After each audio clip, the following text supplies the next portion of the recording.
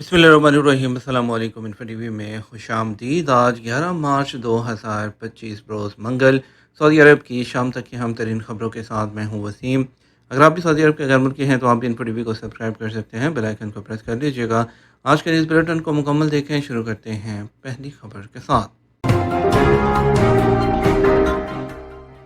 ولی عہد شہزادہ محمد بن سلمان نے جدہ میں یوکرینی صدر کا خیر مقدم کیا۔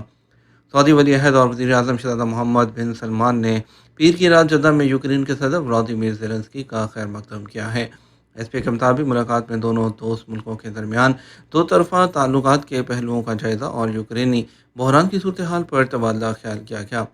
شہزادہ محمد بن سلمان نے یوکرینی بحران کے حل اور امن کے حصول کے لیے کی جانے والی تمام بین الاقوامی کوششوں کے لیے سعودی عرب کی خواہش اور سپورٹ کا اعادہ کیا۔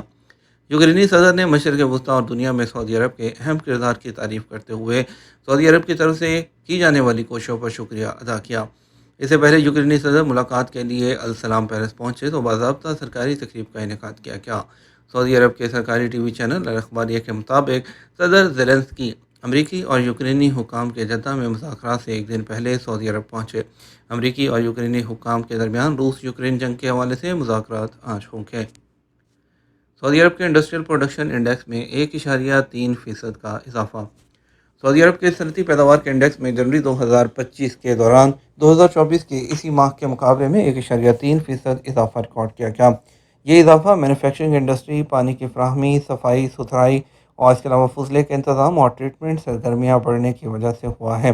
اخبار 24 کے مطابق سعودی جنرل اتھارٹی برائے شماریات نے پیر کو بیان میں کہا کہ کان کنی کے انڈیکس میں سالانہ بنیاد پر 0.4% کمی اور مینوفیکچرنگ کے لیے 4% اضافہ دیکھا گیا ہے۔ بجلی، گیس، اسٹیم اور اے سی سپلائی کے شعبے کے انڈیکس میں 1.7% کمی ریکارڈ کی گئی۔ اسی طرح پانی کی فراہمی اور صاف ستھرائی کی سرگرمی نیز ویسٹ مینجمنٹ ٹریٹمنٹ کے انڈیکس میں 12.8% کا اضافہ ہوا ہے۔ اہم اقتصادی سرگرمیوں کے مطابق جنوری 2025 میں تیل کی سرگرمیوں کے انڈیکس میں 0.4% اضافے کی نشاندہی کی گئی ہے۔ جنوری میں سعودی عرب میں تیل کی پیداوار کی سطح 8.92 ملین بیرل یومیہ تک پہنچ گئی، جبکہ گزشتہ سال اسی ماہ کے دوران تیل کی پیداوار 8.96 ملین بیرل یومیہ تھی۔ تیل کے علاوہ سرگرمیوں کے انڈیکس میں گزشتہ سال کے اسی ماہ کے مقابلے میں 3.6% اضافہ دیکھا گیا ہے۔ یاد رہے، جنرل اتھارٹی برائے شماریات ماہانہ بنیاد پر صنعتی پیداوار کا انڈیکس وہ جاری کرتا ہے۔ روایتی پکوانوں کے ساتھ جدہ میں پاکستان کمیونٹی کی اجتماعی افطار۔ جدہ میں پاکستانی کمیونٹی نے رمضان روایات کے تحت اجتماعی افطار پارٹی کا اہتمام کیا، جس میں کونسلیٹ کے افسران کے علاوہ کمیونٹی کی بڑی تعداد نے شرکت کی۔ سعودی خبررسہ ایجنسی ایس پی کے مطابق افطار دسترخوان پر مختلف روایتی پاکستانی پکوان موجود تھے، جن میں پکوڑے، چاٹ، سموسے، دہی بھلے شامل تھے۔ اس کے علاوہ معروف مشروب روح افزا جو افطار دسترخوان کا لازمی حصہ ہوتا ہے، اور روایتی مٹھائیاں بھی شامل تھیں۔ افطار میں شریک مہمانوں نے روایتی پاکستانی کپڑوں میں ثقافتی ورثے کو بھی اجاگر کیا۔ پریس کونسلر محمد عرفان نے بتایا کہ اجتماعی افطاری کمیونٹی کی اہم روایت ہے، جس میں مختلف طبقوں سے تعلق رکھنے والے لوگ شریک ہوتے ہیں۔ اس طرح مل بیٹھنے کا ایک موقع میسر آتا ہے۔ ان کا مزید کہنا تھا کہ اجتماعی دعوتوں میں دیگر کمیونٹی کے لوگوں سے بھی تعارف ہوتا ہے، جس سے باہمی تعلقات مزید مستحکم ہوتے ہیں۔ انہوں نے کہا کہ جدہ اور ویسٹرن ریجن میں پاکستان ایک بہت بڑی کمیونٹی ہے۔ سعودی عرب ہم سب کے لیے دوسرا گھر ہے۔ پریس کونسل کی اہلیہ روبینہ عرفان نے کہا کہ ہم یہاں ایک کمیونٹی کے طور پر رمضان کی تیاری پاکستان کی طرح کرتے ہیں۔ سعودی عرب میں رمضان واقعی ایک خوشگوار تجربہ ہے۔ ہم یہاں ایک ساتھ تراویح کے لیے جاتے ہیں، پکوان شیئر کرتے ہیں اور ایک دوسرے سے ملتے ہیں۔ انہوں نے افطار کے حوالے سے روایتی پاکستانی پکوانوں کے بارے میں بتایا کہ ہم پکوڑے، سموسے، رول اور دہی بھلے کے بغیر افطار نہیں کر سکتے۔ پاکستانی اجتماعات کے کوارڈینیٹر طاہر ایوب نے سعودی عرب میں رمضان کے حوالے سے کہا کہ یہ ایک ناقابل فراموش تجربہ ہے۔ ہمیشہ یہی کہتا ہوں کہ سعودی عرب جیسا رمضان دنیا میں کہیں اور نہیں ہے۔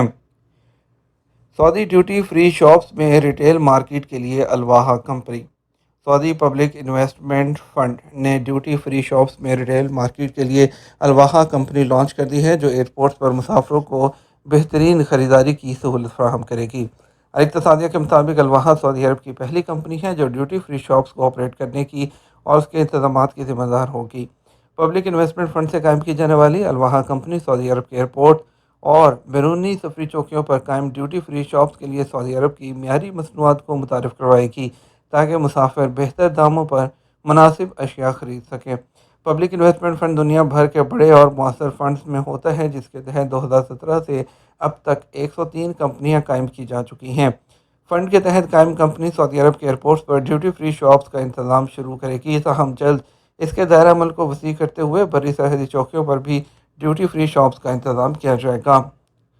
مسجد الحرم میں صفائی کا کام صرف 35 منٹ میں مکمل کیا جاتا ہے۔ مسجد الحرم میں صفائی کا کام محض 35 منٹ میں مکمل کیا جاتا ہے۔ اس دوران زائرین کے معمولات میں کوئی فرق نہیں پڑتا۔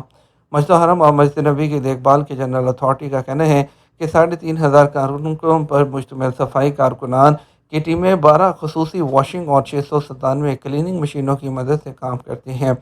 صفائی کے دوران مسجد الحرم سے روزانہ 70 جو ویسٹ ہے وہ جمع کیا جاتا ہے، جو رش کے دنوں میں 100 ٹن تک بڑھ جاتا ہے، اور انہیں مسجد الحرم اور سے باہر رکھے گئے 3,000 سے زیادہ ویسٹ کنٹینرز میں منتقل کیا جاتا ہے۔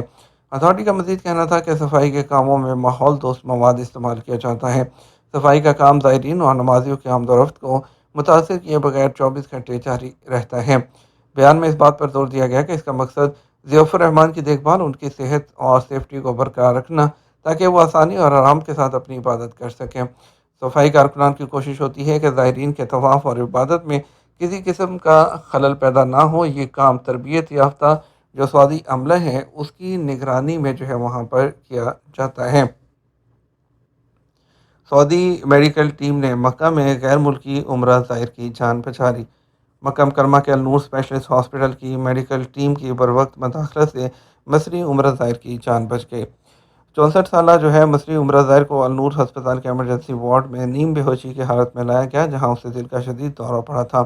میڈیکل ٹیم نے مریض کا معائنہ کرنے کے بعد فوری طور پر اینجیو پلاسٹی کے لیے آپریشن تھیٹر میں لے کر گئے۔ ڈاکٹروں نے دل کی شریانوں کو کھولنے کے لیے اسٹنٹ ڈالا، جس سے مریض کی حالت بہتر ہونے لگی۔ بعد ازاں اسے انتہائی نگہداشت کے وارڈ میں منتقل کر دیا گیا۔ مکہ مکرمہ صحت مراکز کا کہنا ہے کہ النور ہاسپٹل میں امراض قلب وارڈ میں ہر قسم کے علاج کی سہولت موجود ہے۔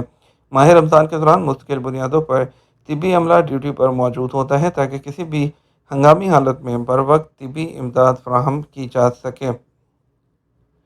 جدہ میونسپلٹی کے تحت اسٹریٹ وینڈر کو منظم کرنے کی مہم۔ جدہ میونسپلٹی کی جانب سے آئندہ ہفتے سے اسٹریٹ وینڈر جو ریڑھی اور خوانچہ فروش ہیں ان کو کاروبار کو منظم کرنے کے لیے مہم شروع کی جائے گی۔ اخبار 24 کے مطابق اس مہم کا مقصد کم آمدنی والے شہریوں کو بڑے پیمانے پر کاروبار کی سہولت مہیا کرنا ہے۔ مہم جو وہ 15 رمضان سے 30 رمضان تک جاری رہے گی۔ یہ تمہارا اب تک کا نیوز بلیٹن۔ مزید اور اہم خبروں کے لیے ہمارا وہ رات 12 بجے کا نیوز بلیٹن دیکھ سکتے ہیں۔ اس کے ساتھ ہم آپ سے اجازت چاہیں گے، ویڈیو کو لائک اور شیئر کیجیے گا۔ آپ کے قیمتی وقت کا شکریہ۔ السلام علیکم۔